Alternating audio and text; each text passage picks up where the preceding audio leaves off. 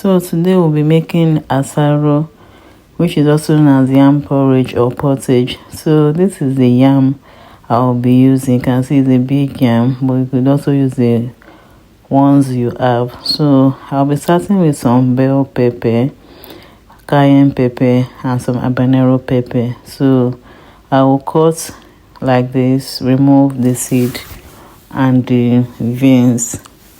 So after doing this into pieces, I will chop it into some smaller pieces where I'll be able to blend into the food processor or blender. So then I added some onions. You could add garlic and ginger if you want.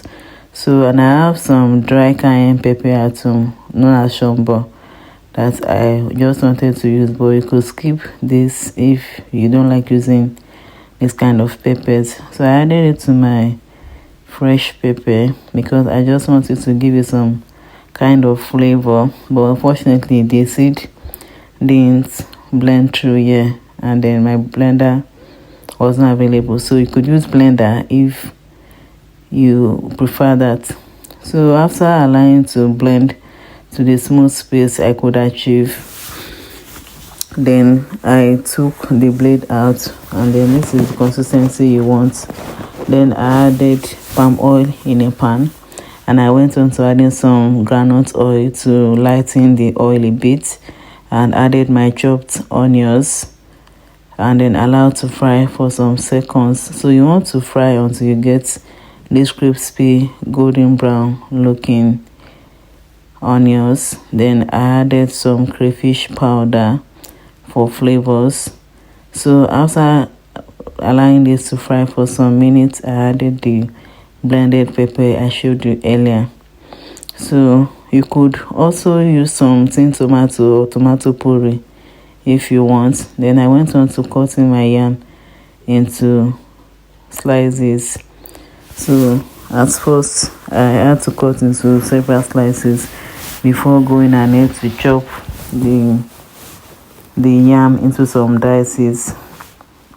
So after doing this for a while, I will take off the skin of the yam. So just wash through as I cut the yam into pieces. Then I remember to add some dry fish into the pepper before continuing with the yam processing. So I went on with the yam processing, and then I would want you to wash through before I continue with the other directions.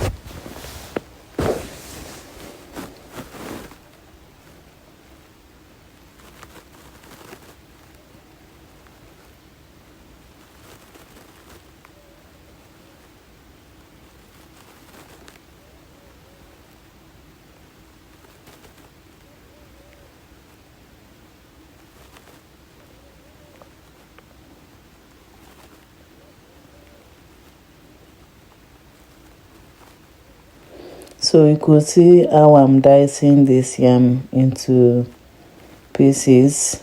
So you could dice into cubes, and then you can get a perfect shape just like this. Then after allowing the pepper to fry for about 10 to 15 minutes, I went on to mix together to allow everything to come together. After adding my seasoning and salt already, you could add some spices, maybe sazon or other things you might prefer, but I just wanted to keep this as natural as I could. Then I went on to pouring the diced yam. Then I mixed together to allow the pepper to the sauce to come together into the yam before going on to add some water. So if you have some beef chicken stock, or broth you could add at this stage, and then add some water also.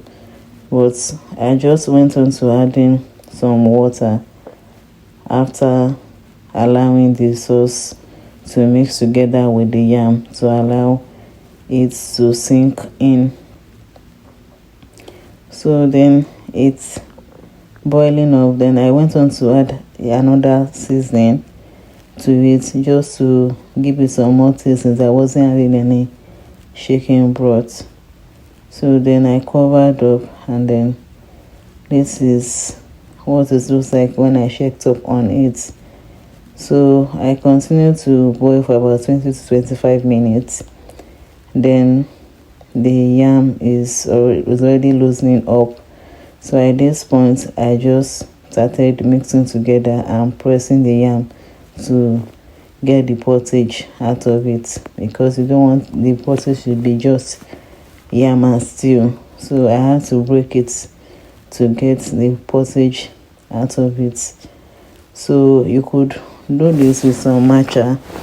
You could press it on depending on how you want your yam to come out, and then after doing this you could cover up, and then your yam pottage is ready. Asaro lepo ready is ready.